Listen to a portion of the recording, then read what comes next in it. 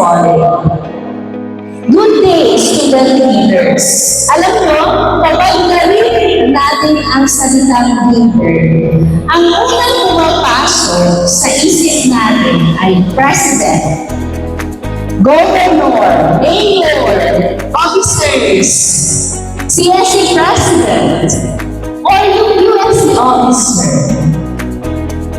Pero para sa akin, leadership is not about the position you hold. It's about the people you serve. Tama ba? It's the people you serve. Sabi ko sa sarili ko, kung ako ang leader, iba ang gagawin ko. Pero later on, God taught me something. Hindi mo kailangan maging mayor para makapaglingkod.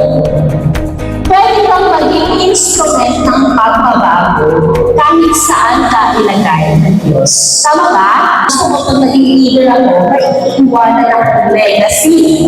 So leadership is creating something that will still exist even after your elders. Leadership became part of who I am. Leadership doesn't stop after graduation. It simply changes the cycle. Leadership is not popularity. Leadership is not wearing a blazer. Leadership is not having the loudest voice. Leadership is not collecting certificates. Leadership is not having thousands of followers. Because leadership is influence.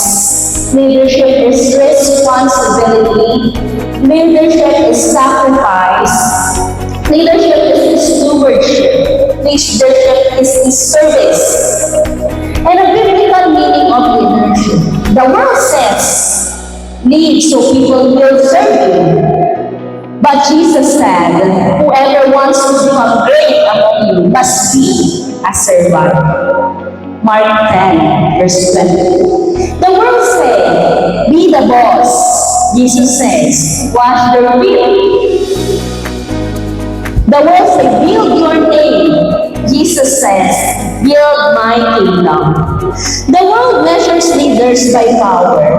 God measures leaders by faithfulness. Leadership is not asking how many people under me. Leadership asks how many people become better because God allowed me to lead them. Jesus, the King of Kings, did not come to be served. He came to serve. That is the greatest leadership model we will ever have. To every student leader, maybe you lost an election, but you're not. Nanalo kayo nandito kayo, nanalo. Maybe people will criticize you. Maybe your projects will fail. Maybe nobody appreciated your sacrifices. But don't quit. Every defeat is preparing you for a greater assignment. Sometimes God places one position because He is preparing a bigger platform. Remember, people may elect leaders, but it is God who ultimately appoints them for His purpose. So this is my final challenge for you. One day, your term will end, your ID will expire, your certificates will gather dust.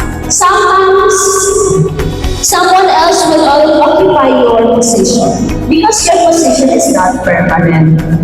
But the lives you touch, the students you inspire, the leaders you mentor, the people you serve, those are the things that will remain forever.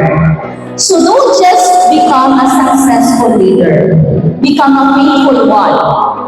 Because at the end of your life, the greatest title you can ever receive is not president. It is this: well done, good and faithful servant, according to Matthew.